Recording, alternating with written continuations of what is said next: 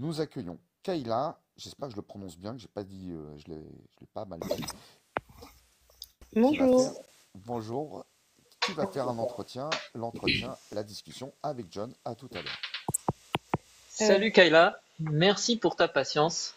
Euh, Comment ça va? Ça va très bien. C'est très agréable d'être sur ce live, je trouve. C'est structuré, les gens parlent correctement, donc ça me dérange pas d'être là à écouter. Donc voilà, c'est. Non, merci. Euh, du coup, tu as voulu monter pour discuter et je t'écoute. Quelle est ton affirmation? Quel est ton avis? Qu'avais-tu à dire sur le sujet? Euh, Personnellement, j'ai vu. Bah, en fait, quand je suis pas arrivée, je suis pas là depuis le début. Mhm. Je suis arrivée quand il y a eu les échanges un peu houleux. Du coup, ça m'a intriguée. Et Mhm. je voulais peut-être donner mon avis en tant que personne encore jeune. Je suis Ouais, étudiante. Et ouais. donc, ça aurait pu me concerner, ce genre de choses, si j'étais née peut-être 2, 3 ans après, vous voyez. Du coup, je voulais donner mon avis en tant que personne qui vient juste de sortir de toute cette sphère scolaire, on va dire, du collège, lycée, c'est encore tout frais pour moi. Et D'accord. parler voilà, de mon point de vue en tant que personne qui était à l'intérieur, on va dire. Alors, je t'écoute. Moi, personnellement, je trouve que bah, on en parle beaucoup. En tout cas, maintenant, je trouve que c'est devenu un sujet très chaud, on va dire, un sujet hot topic, très polémique. Mais dans la réalité, euh, il est un peu existant, mais sans trop l'être. On en parle, mais c'est même tu vas dans un collège ou dans un lycée, ça reste un sujet qui est vu un peu entre deux intercours et c'est un peu mis sous le tapis pour s'en débarrasser. Hmm. Donc, si je comprends bien, en fait, tu as l'impression que les gens, on va dire, qui sont plus à l'école depuis longtemps, les parents, etc., en parlent vraiment beaucoup, mais qu'en réalité, dans le concret, en termes de temps passé en tant que étudiante et en tant que élève, en fait, ça représentait un sujet totalement mineur au sein de la scolarité, c'est ça? Exactement. J'en ai déjà parlé avec des adultes de ma famille qui étaient outrés, on va dire. C'est un sujet, voilà, comme je sais plus comment il s'appelle, la personne qui était juste avant moi, qui était un parent et qui l'a dit, quand on touche aux enfants, c'est toujours un sujet très Mhm. délicat, on est surprotecteur, ce genre de choses. Mais dans la réalité, dans les salles de classe, c'est pas ce qui se passe. C'est tout à Mhm. fait autre chose. Et c'est les parents qui s'inventent, en fait, et qui s'imaginent une chose horrible, alors qu'en réalité, ça existe très peu et voilà, c'est un sujet un peu mis sous le tapis. D'accord. Donc, si je comprends bien, en fait, euh, c'est pas, enfin, la réalité de ce qu'est cet enseignement est en fait très loin de ce que les gens se sont imaginés et donc est aussi très loin de à quel point ça peut être effectivement choquant.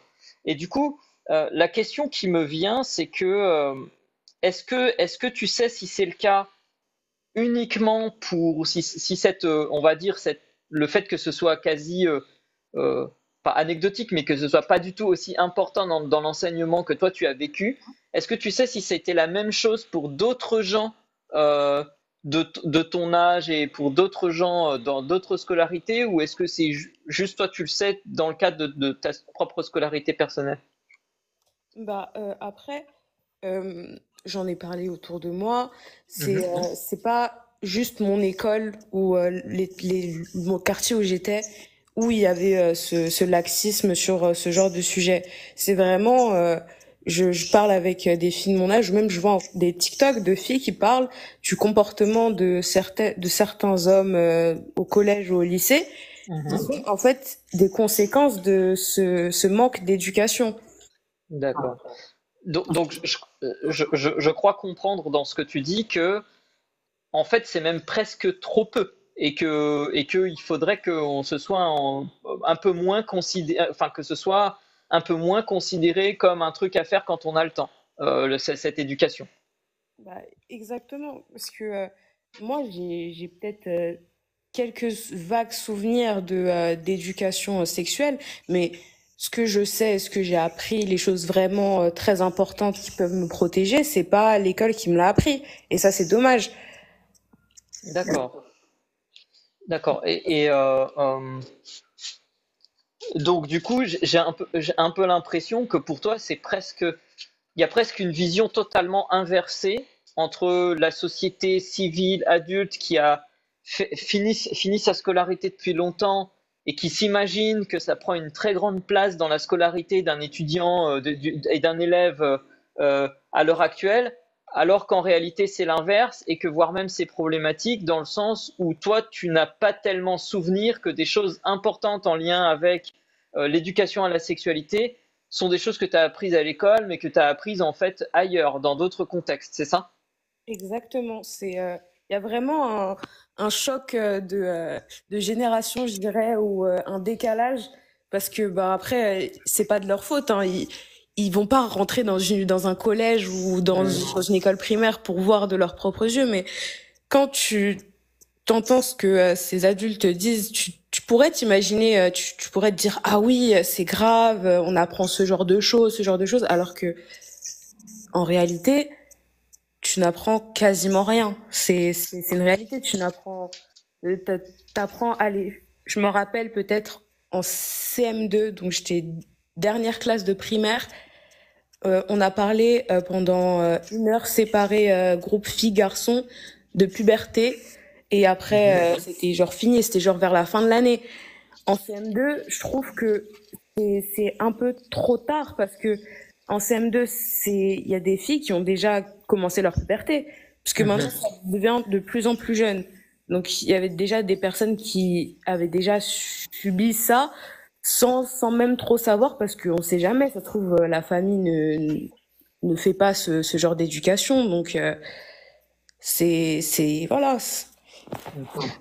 Donc en fait, dans ton expérience à toi, c'était même les premières informations dont tu as souvenir par rapport à ça, notamment en lien avec bah, ce qu'est la puberté, quelles sont les transformations qui vont avec, etc., quels sont les changements qui vont avec.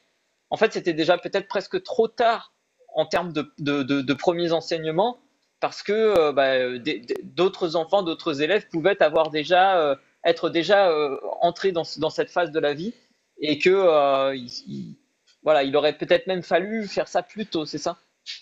Exactement. Parce que après, euh, l'éducation sexuelle, ça passe par plein de sujets différents. Mhm. Ça passe par la sexualité, le consentement, la protection, plein de choses. Et bah, je pense que la plupart du temps, les adultes ne pensent pas à ces sujets qui sont reliés à l'éducation sexuelle et pensent juste à la sexualité et à Mhm.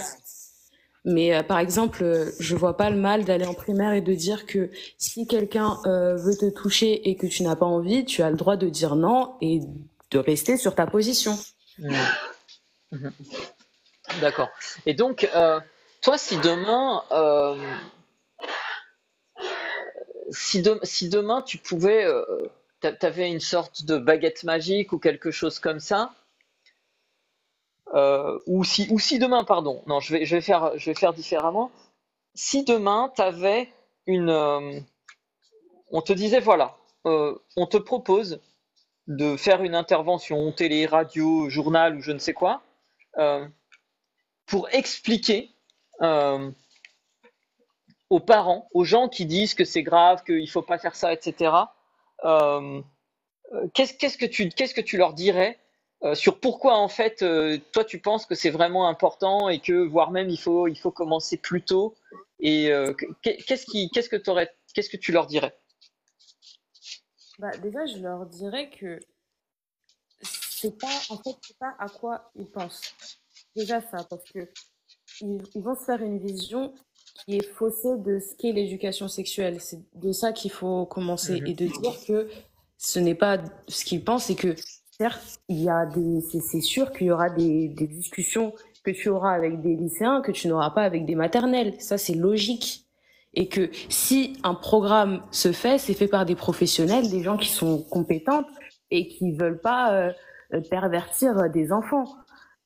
Et que c'est au contraire, c'est plus bénéfique qu'autre chose de faire cette éducation parce que certes, ça aide beaucoup dans la sexualité, mais dans la vie de tous les jours, de dire que oui, tu as le droit de dire non sans te sentir coupable ou sans te faire culpabiliser, ça c'est quelque chose qu'on ne dit jamais, surtout aux petites filles, qu'on dit toujours oui, sois gentil, sois aimable. Non, c'est pas gentil de dire ça. Après, désolé, mais un enfant qui a pas envie de faire quelque chose, mais qui va se dire, et après on va lui dire non, mais t'es pas gentil là. Elle va se dire ah, mais j'ai pas envie de pas être pas gentil, j'ai envie d'être gentil moi. Mm. C'est ce genre de petites choses. C'est vraiment une toute petite chose qui, on va dire ça comme ça en tant qu'adulte, mais dans la tête d'un enfant, ça reste et ça peut, ne pas du tout lui être bénéfique et faire de choses très très mauvaises pour cet enfant après. D'accord. Donc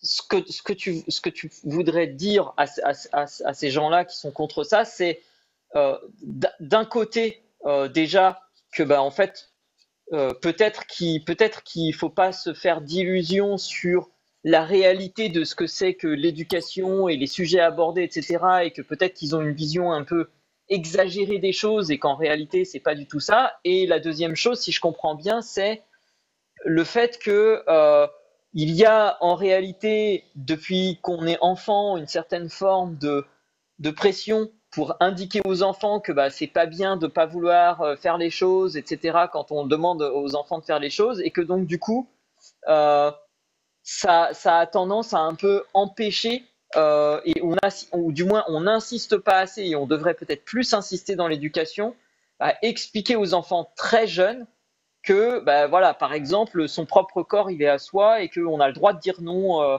par rapport aux choses qui sont à son propre corps et ce genre de choses, quoi. Et que du coup, ça, c'est important, que ça fait partie de l'éducation sexuelle et que, à la sexualité en tout cas, et que donc du coup, en fait, c'est ce genre de choses aussi que on cherche à enseigner ou on devrait enseigner très tôt aux enfants, c'est ça?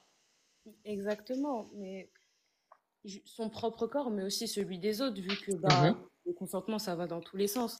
Parce que dire oui, ton corps, il est à toi, mais du coup, le corps des autres personnes sont aussi sacrés, ça peut éviter plein de problèmes dans la vie de futures personnes. Euh, J'étais au collège avec des garçons qui avaient déjà vu certaines choses qui n'étaient pas de leur âge et qui ça les a beaucoup affectés. Ils faisaient des choses, mais c'est inimaginable. Ils faisaient des gestes, ils faisaient ce genre de choses, ou ils venaient par derrière, ils décrochaient ton soutien-gorge, ce genre de choses. Tu dis, c'est incroyable des collégiens de faire ça. Tu pourrais pas penser à ça en tant qu'adulte, parce que pour toi c'est un enfant. Et pourtant, ça arrive. Donc si je comprends bien, en réalité, quelque part en creux, ce qu'il y a dans ton message aussi, c'est de dire que de toute façon, la réalité actuelle a déjà rattrapé entre guillemets les enfants et les populations jeunes, les collégiens, etc. Euh, et que donc du coup, euh, on va dire ceux que l'on va qualifier des adultes, des gens, des parents, etc. Euh, sont un petit peu dans l'illusion de l'innocence des enfants et que c'est quelque part, enfin, pardonne-moi, hein, j'extrapole peut-être un peu ce que tu dis et donc corrige-moi si c'est pas correct. Mais en gros, ce que tu dis, c'est que de toute façon, en fait, les jeunes populations, les adolescents, les préadolescents, etc., ont déjà été exposés à cela. Et en fait, du coup, n'ayant pas eu correctement d'éducation à gérer les limites de son propre corps, du corps des autres, etc., euh, en adopte des comportements qui sont anormaux et que ça pourrait être prévenu par une éducation adaptée, par une information adaptée sur le respect du corps, le respect du consentement, etc., dès le plus jeune âge. C'est ça? Exactement. Après, je vais pas dire que faire cette éducation, ça va arrêter tous les problèmes, mais ça va, je pense vraiment drastiquement changer l'environnement scolaire, parce que j'ai vu dans les commentaires, il y avait une prof qui parlait et qui disait que pour elle aussi c'était compliqué en fait parce que le climat il était étrange. C'était après je trouve que ça se manifeste beaucoup au collège, ce qui est plus étrange parce que au lycée je trouve qu'il y a moins cet aspect de problème avec la sexualité. Hmm. Pourtant, on devrait se dire que c'est l'inverse, que c'est quand tu grandis que tu commences à t'intéresser à ce genre de choses. Et pourtant, c'est ce qui m'alerte moi, parce que je me dis, c'est des enfants qui sortent de primaire qui pensent à ça. Hmm. D'accord. Alors, ça fait un quart d'heure que l'on échange et comme on doit bientôt fermer le live, euh, je pense on peut s'arrêter là pour cet échange. Merci, merci beaucoup d'être monté pour intervenir et aussi de nous avoir amené entre guillemets le témoignage d'une personne qui sort de sa scolarité, qui l'a faite il y a très peu de temps, parce que c'était intéressant. Au final, c'est vrai qu'on a entendu personne dans ta situation, donc j'ai trouvé ça très intéressant. Est-ce que comment ça s'est passé cet échange pour toi? Qu'est-ce que tu penses de cette façon d'échanger? Est-ce que tu as un retour à faire particulier? C'était très agréable. On s'est pas coupé, on s'écoutait, c'était dans le respect. Euh, je vois pas comment on pourrait améliorer, je dirais. C'était un plaisir. C'était un plaisir d'être sur ce live, de discuter avec tout le monde, même dans le chat. Et merci beaucoup. Bah, merci beaucoup. Tu es la bienvenue pour revenir dans nos prochains lives sur d'autres sujets. Ce sera un plaisir également. Russell, est-ce que tu as une question à emporter? Je pense que tu étais peut-être très occupé. Je sais pas. Non, oui, j'étais un petit peu occupé. Non, j'ai pas de questions à emporter. En tout cas, de ce que j'ai entendu, le témoignage était très très intéressant et ça a amené un peu de fraîcheur en fin de, en fin de session. Comme ça, c'était très bien. Merci beaucoup. Ouais, merci beaucoup, Kayla. C'était super, c'était très intéressant. Et voilà. Tout le plaisir a été pour moi et au revoir. Au Bonne revoir. soirée à toi et bonne fin de week-end et bonne reprise si tu reprends les cours demain. Merci. Bon courage.